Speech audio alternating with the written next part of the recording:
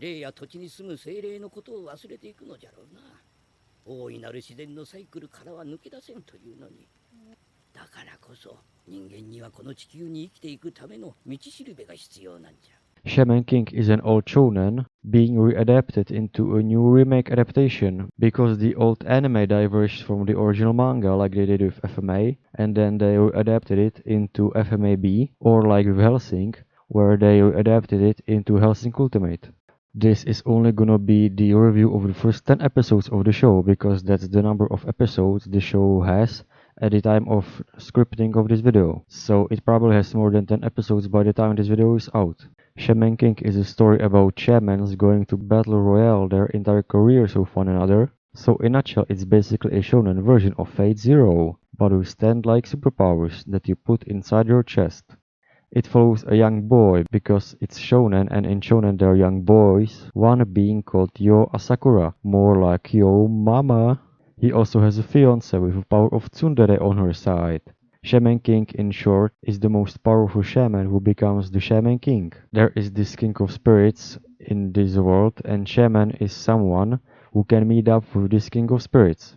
Shaman King also obtains the power of all shamans in the world. The way the actual power system works is actually really cool. It's based on a mediumship between shaman and a spirit. Once a spirit possesses a shaman, it makes the shaman more OP than Kirito's butt cheeks. The main boy, Yo Mama, is on a quest of becoming the shaman to make his life easier.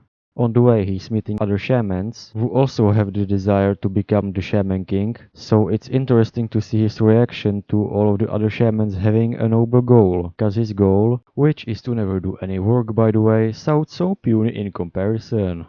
One thing that I definitely have to point out about the show as a negative has to be the pacing, because oh my god, this show is faster than me alt-tabbing from my handy to more appropriate stuff when my mom walks in my room. When you get this fast pacing, not only it makes stuff feel undeserved, because faster the pacing, it makes it feel less breathable, which is the strength of slow pacing that can feel refreshing at times.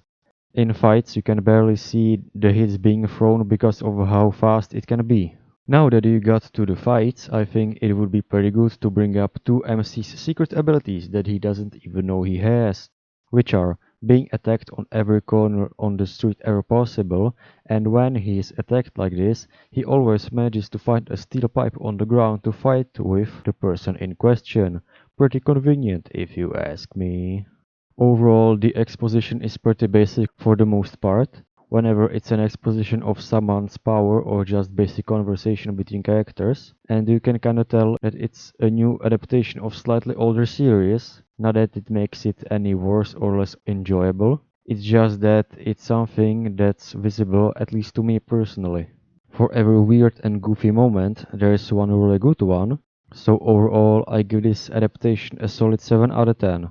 I haven't read the original manga and neither have I watched the old anime, but from what I have been hearing is that this remake is rushing things through and even skipping some stuff. And even though I don't know what it's skipping, it feels really rushed for me. I give it a solid 7 as an isolated viewer from the manga and the first anime, so I feel that my rating might be more fair as an isolated review rather than a blatant comparison of the adaptations. Is the new Shaman King adaptation doomed?